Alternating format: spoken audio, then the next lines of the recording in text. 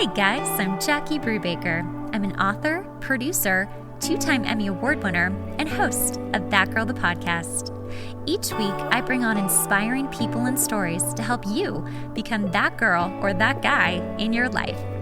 That Girl the Podcast is based on the romantic comedy That Girl a Novel, which is now available as a podcast to listen to. Listen to each chapter about finding yourself and adulting in LA.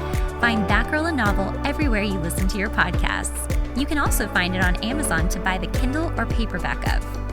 For more, find us at thatgirlthepodcast.com and follow us on Instagram at thatgirlthepodcast and our Patreon page. All right, let's do it. Yay! Let's do the podcast. Welcome, Sara, Totten, right? Thank you so much for having me back. I'm so excited. I know, I'm excited to have you back too. Oh my gosh, our episode on ghosting went viral. I can't believe that. That's crazy. It went nuts and it was out for a month and then it just suddenly started picking up speed overnight. I had over 12,000 downloads and counting. That's insane. I think it's just one of those subjects, though, that just every single person can relate to, whether it's, you know, at the moment or previously. Like, I think we've all got a story or we know someone that's got a story. It's just really something that everyone can relate to. Absolutely. Absolutely. And today we are going to talk about the new phenomenon called breadcrumbing. For those of you who have not heard, we're going to explain it. We're going to talk about how it happens and how to avoid it. And also things that go with breadcrumbing that are happening in the dating world that are connected to it. And Sara, I'm just going to say it over and over again because my reaction is to be like, Sara, but that's not your name. I like the way you say it, though. Oh, thank you. Yes. All right. I'm going to really let you lead this because you are an expert in this, in the field of dating and the realm of dating. And I learn everything. Every time I talk to you, I learn so much more. So, oh, wow. You're welcome. So breadcrumbing, why don't you give your definition? I'll give mine. And I'm sure it's the same, but. Yeah. So basically, when you kind of approached me to do this episode, I was aware of kind of what it was, but not necessarily by that term. And I think we actually briefly touched on it in our last episode about ghosting, where it's kind of that situation where you've maybe been on a date or a couple of dates with somebody and they might have ghosted you or they're maybe not texting you as much. But what they'll do is, you know, they'll leave you hanging and then they'll text you, or they'll maybe look at a story on your Instagram, or they'll react to a story or like a picture, and they're just leaving this little trail of breadcrumbs that make you think that maybe they're still interested and just kind of keeping you where they want you. So they're basically, you're available for when they want to have you. That's kind of my understanding of it. Same. That is exactly what it is. And it is so confusing to everyone out there who is dating and dealing with exes who do this. Like, a lot of exes do this. They're just like, I'm going to watch all your stories and like your pictures and like send a fire emoji. And you're like, wait, what? Yeah. Like, I am so confused. Yeah. So my understanding of why people do this is basically, well, there's a few different parts to it, which we'll get into, but basically they just like that hit of attention. Yeah, what do you think? Absolutely. And you know what, though? I mean, I wouldn't necessarily say I've done it, you know, on purpose. But, you know, the one thing that I've sometimes done when I have been dating is, you know, on WhatsApp, you can archive people. Oh, so you can explain archive that for people who conversations. Okay. So on WhatsApp, you can obviously have when you open the app itself, you have your list of text messages and conversations that you have with your friends, family, whoever. But what you can do is, if you maybe don't want to see a certain conversation or whatever, you can actually archive that to a separate folder.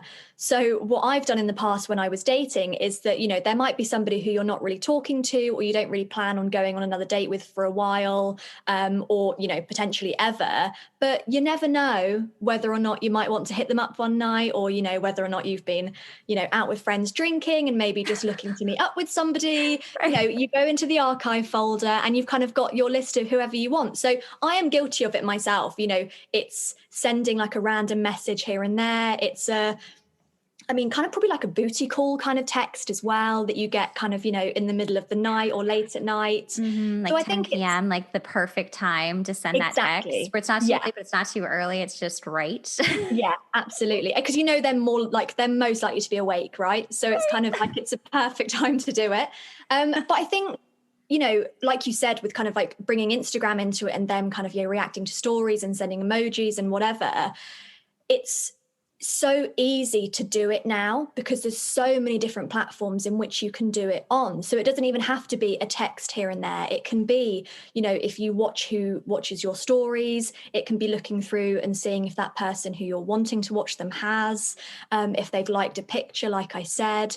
There's so many different instances in which you can potentially think, right, what's this person actually doing? And so many people are too afraid to even send a text, Mm-hmm. maybe they're like in a weird spot in your life. Like you have put some boundaries up, but they're like, well, I can't text her, but I will watch her stories every day and Yeah. maybe leave a fire emoji. I just love the fire emoji. That's my favorite one. Yeah, it's my favorite too. It just says so much. But I have someone who does this, and this was fascinating. So we were like trying to date, whatever, and then it just didn't work out. But he just continued to watch all of my stories. And for a while, I was like, oh, he must still care. And, even if he does, like, this is obviously not someone I want to be with because you're just watching my stories like a creeper and not talking to me or trying to see me, which is also a huge part of breadcrumbing is they won't they might try to set up plans, but then they always cancel. There's always an excuse, and it's a pretty legit excuse. And you're like, well, okay. I mean, yeah, that sounds right. But then they always cancel because again, it's like, they only have so much commitment.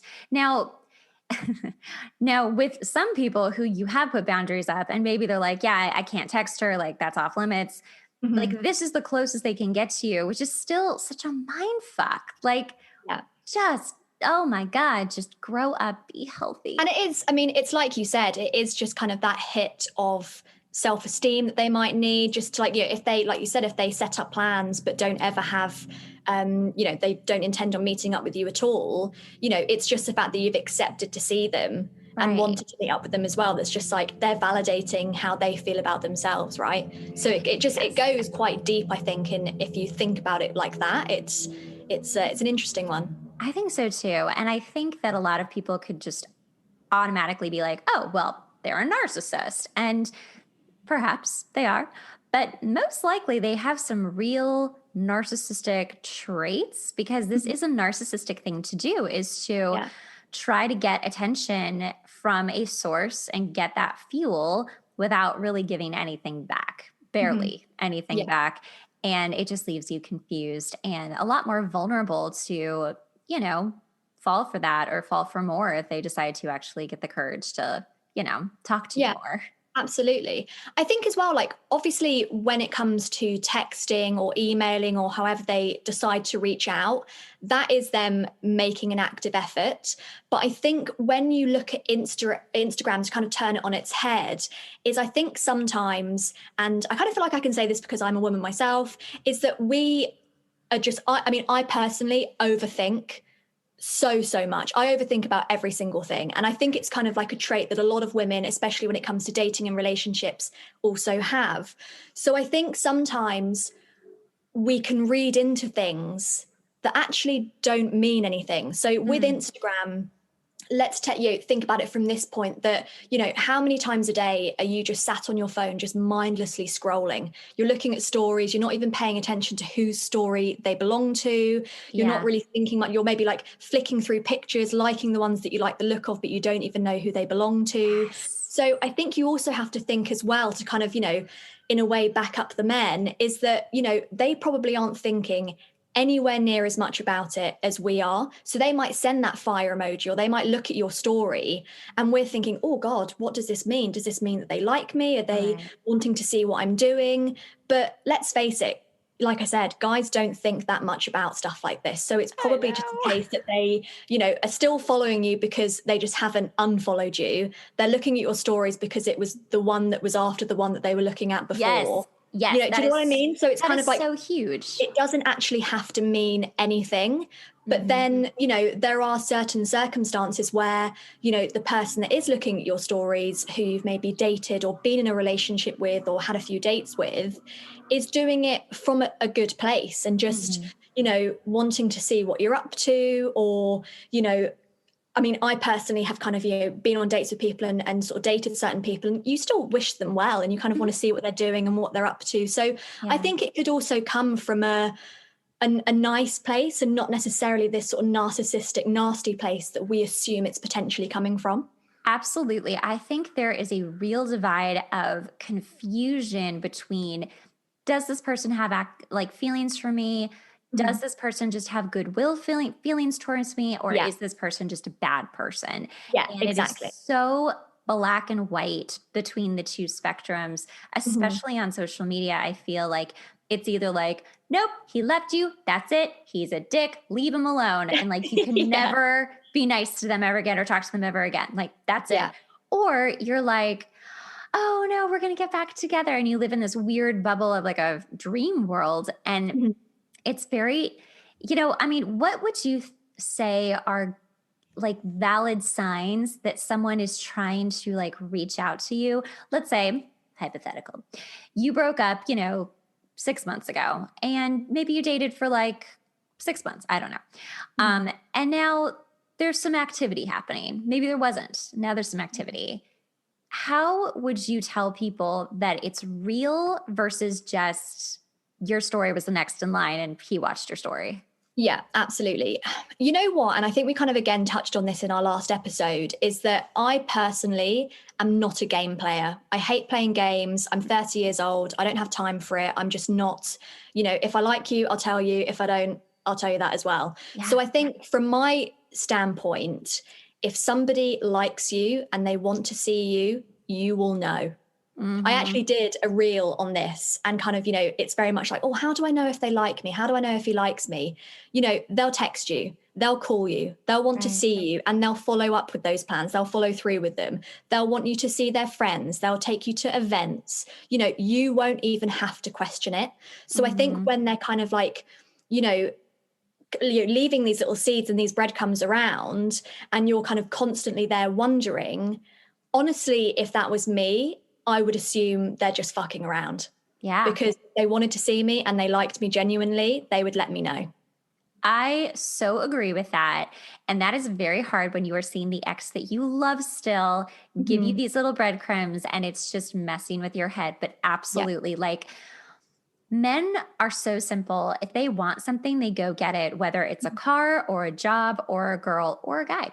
They go get him. And like, that's just, they're built that way. Even if they're like, and I can hear like women saying this, so like, no, he's like an introverted. He's like way more feminine. He's like very passive. Even they will go get you. They will. Maybe they won't be as aggressive, but they will absolutely be like, hey, let's hang out. Hey, let's do something. Like, they will make the moves. There's this awful reality show that I just love to watch. It's called Marrying Millions. And that's right up my street. Oh, please watch it. If you can get it there, Marrying Millions. I think it's like Lifetime. Our channel is Lifetime. Anyway, it's all about these couples where one is super rich and one is super not. And it's supposedly real. We'll see. So this one couple she's a beauty mogul. Like, she created this huge beauty, I forget what she created, but it's huge. It's like something we would all be like, oh, wow. And she's, I think, late 40s and still cute, but like, and she is with this literal skater boy with like really long hair, really long beard, literally hangs out with other skater boys who are also in their 30s. I think he's only like 30. Anyway, he's the most passive, most feminine dude, kind of, like just passive, right? Like, low key passive. Anyway, she proposes to him on this last episode. She has this really cool ring made. I was like, that was actually awesome. Proposes to him in this really cute way. And he's like, what are you doing? This is my job. This is what I'm supposed to do. You always take the lead. You never let me be a man. And now I get it why everyone says that I live in your world.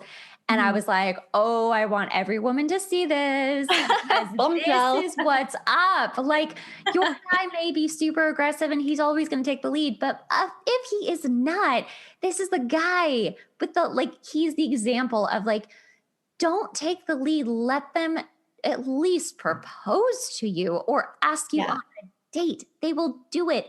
And if they don't, that is on them. That has nothing to do with you. That is their insecurity or, their choice, really. Yeah. So, but I just thought that was hilarious. And like, no, I mean, that's really interesting, actually. And I think it's very much just kind of like thinking about that narrative, which I think is constantly up in the air with conversations about, who should be making the first moves and everything like that. And I think, with different apps, like for Bumble, I think you guys get that over there, right? So obviously that's the girl making the first move and kind of, pushing more, the woman having the control. And I agree from a certain standpoint. And I'm very much, if I want something, I'm going to go and get it. So, when it comes to dating, I wouldn't have been afraid to ask a guy out or say, look, do you want to go for drinks? And if they said actually no, or they didn't reply, then I'd be like, cool, well, I know it's no skin off my nose. I'll get over it. Whereas, I think it can sometimes be quite damaging for somebody if you're kind of waiting for them to ask you, because you're then waiting for this person who probably has or potentially has no intention of following up with you or following through and taking you on a date. And you're thinking, great, okay, like when are they going to ask me? And you're kind of, preparing for this and it never comes. And then that's when you start questioning yourself and think, oh, did I say something wrong? Did I do something wrong? When actually, if you just took the bull by the horns and said, actually, do you fancy going for a drink? I'm free on this night. Does that work for you? And, some guys will like that and some guys won't. So it depends. And at the end of the day, like if, a guy likes that approach, then you're obviously quite well suited, because that's going to be the dynamic potentially going forward. Right. And if they don't, then, they probably weren't for you and it was never going to work out, anyway. So I think it just depends kind of what your vibe is in terms of whether or not you want to kind of wait and, in the wings for somebody to come and get you, or if you want to go and grab it and see what happens. I so agree with this. And this is a huge thing that's happening right now, which is like, who does take the lead, who, with masculine, feminine roles. And, when I say that doesn't mean like, oh, you're feminine because you're a woman or you're masculine because you're a man. You can be a man who's feminine. You can be a woman who's masculine. We're all masculine in our job, in our work life. Like we're all going to go get what we want, hopefully, in our work life. So that's not what I'm talking about. But with romantic relationships specifically, it's my cat. I was wondering what that was in the background. They're little kitties still. What's interesting is that people are just confused. I know I'm confused. So I'll just use myself as an example. I'm extremely masculine in my life. Like I go get everything I want. I do not wait for something to come to me. I'm like, nope, gonna go get it. And it's great. But when it comes to relationships, I am not a go-getter with men. I have in the past. It's not that I can't do it. I can do it.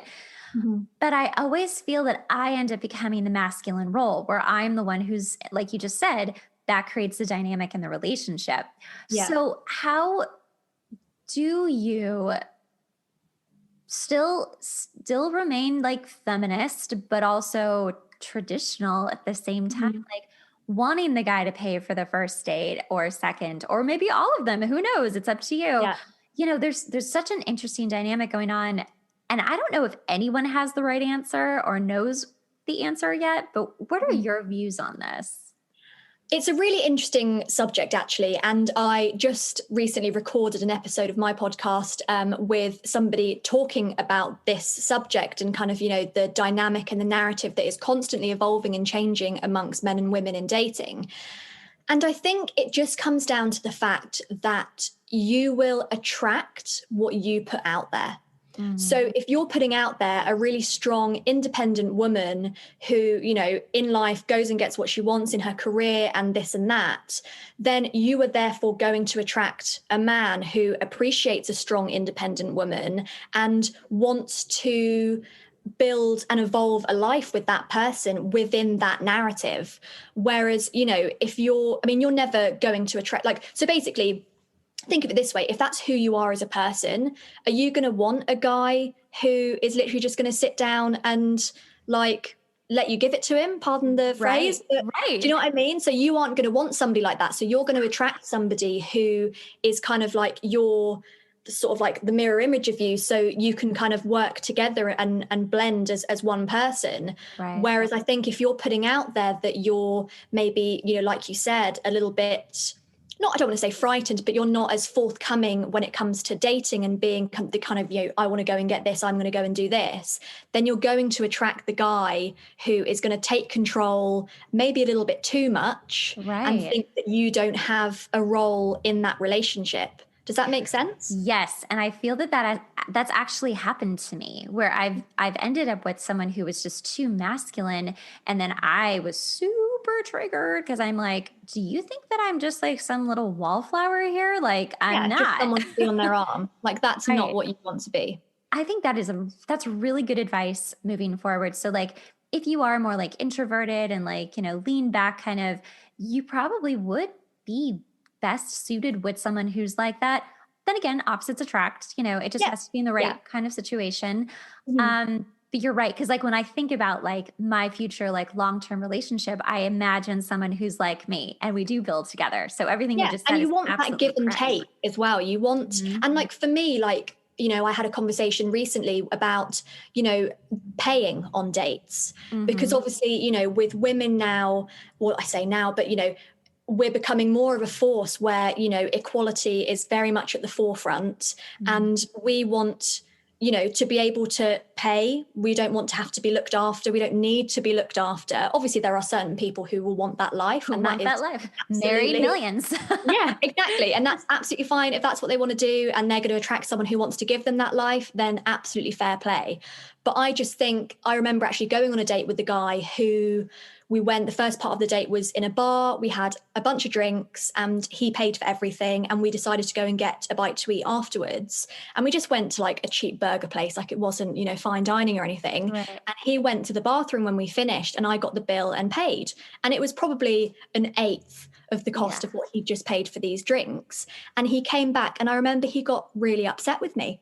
And he was really put out by the fact that I'd paid for like a £20 burger when he'd just spent probably well over £100 on drinks. And I was just like, I just thought I'd grab this because obviously you'd paid before. And that's just me. That's how I feel. I would rather it be a really equal back and forth. You pay for one day, I'll pay for the other day. Or if it's an expensive day, I'll do the first bit, you do the second bit, or just however it levels out. But, some people aren't comfortable with that. And a guy, who is getting upset by me wanting to pay because I can pay and I wanted to pay is not the guy for me, because he obviously wanted me to be somebody who just sat there looking pretty, didn't say anything, and that was it. And that's just not me. So I think it's just for you to figure out the dynamic, but I think it's just important at the beginning to kind of put out what you want to get back.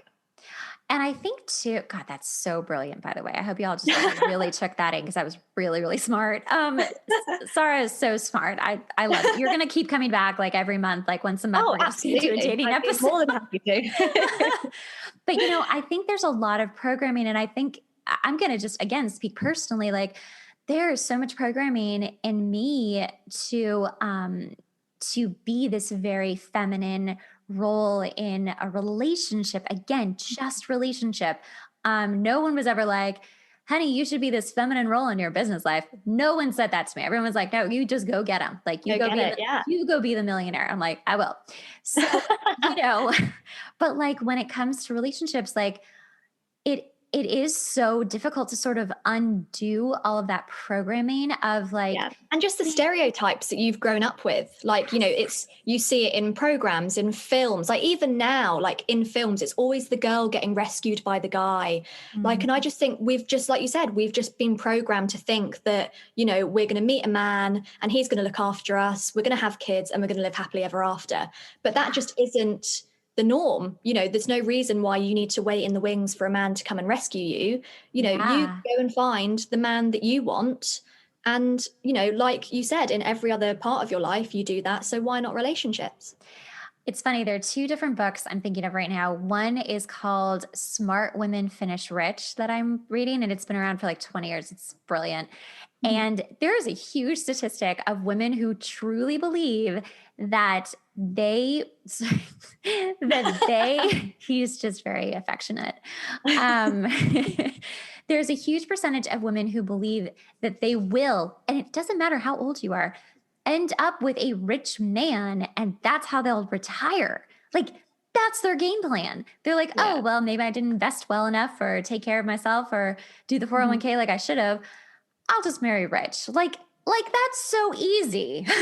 Like, that's crazy. And then the other book that I'm thinking of was an autobiography from a really famous songwriter I love. And she was like, make your money so that when you meet the right guy, it doesn't matter what he does. He doesn't Yeah. have to make a certain amount of money because you could cover both of you if you wanted to. And it's Mhm. funny, when I first read that, I was like, I don't know how I feel about that. But now when I look at it, I'm like, no, actually, that's kind of great. Like, not that you want to be taking care of someone, but it's Mhm. just like the option is there to just make the life that you want instead Yeah. of waiting for it to happen to you. Yeah, absolutely. No, I completely agree. And I think it's just another one of those things where you think about what you want in life. And like you said, you kind of like when you grow up, you think, oh, I want to be, really wealthy in this big house with like these kids and all these pets and a pool in the back garden. Like that's kind of what you want.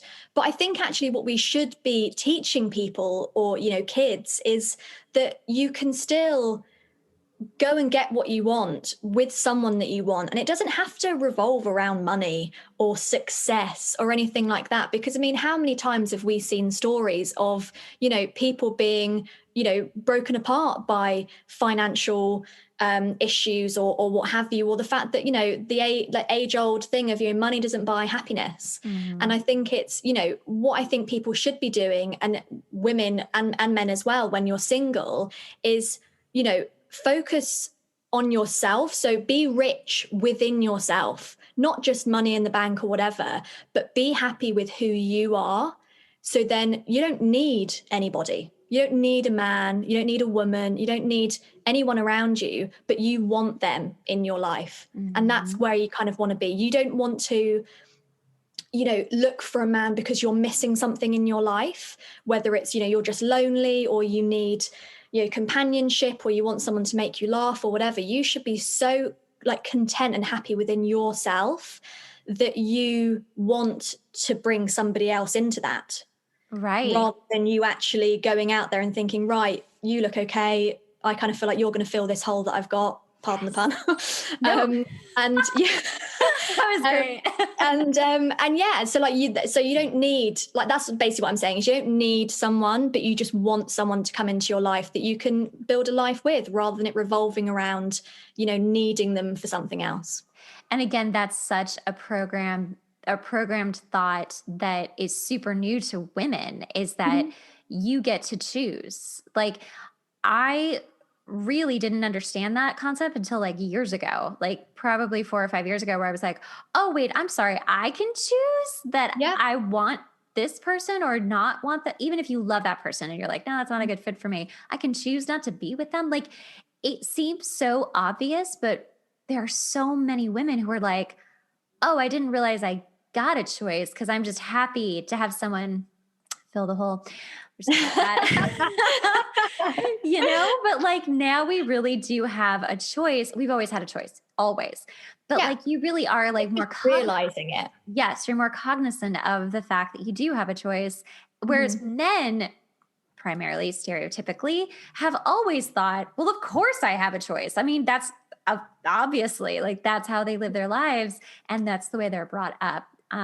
It's just it's not reversal. It's just, I think this is what equality is. And this is how we're making. And it's just a changing of the narrative. And, one thing I've kind of spoken about before, like in my podcast and on my Instagram, is that, so there's always been the kind of stereotypical man and the stereotypical typical woman that we've spoken about. But, why can't a woman go out and have sex like a man without the judgment? That's something I really, really want to get out there. And it's the same with anything else. Why can't a woman go out and be CEO? Why can't a woman go and do there's no reason why a woman can't go and do all these things, but it is just the narrative and just changing that narrative so people just see that, it is equal. Women can go and do what men do. Men can go and do what women do. And it's even, looking at the fact that there's so many more men now staying at home and looking after the kids while the women go and work because they've built their careers and they don't want to give that up. Right. That's probably something we never really saw growing up, because it was always, the dad goes out or the man goes out and gets the money, comes home and looks after the family. But that isn't the story anymore. And I think it's we're not there yet, but we're definitely heading in the right direction. And it's a really interesting conversation to have because it's constantly unfolding. Right. Well, let's have that conversation plus more next time we meet up, because that is huge. I love that so much. Sara, thank you so much for coming back. Thank you so much for having me. Tell everyone how they can find you, including your podcast, all of the above.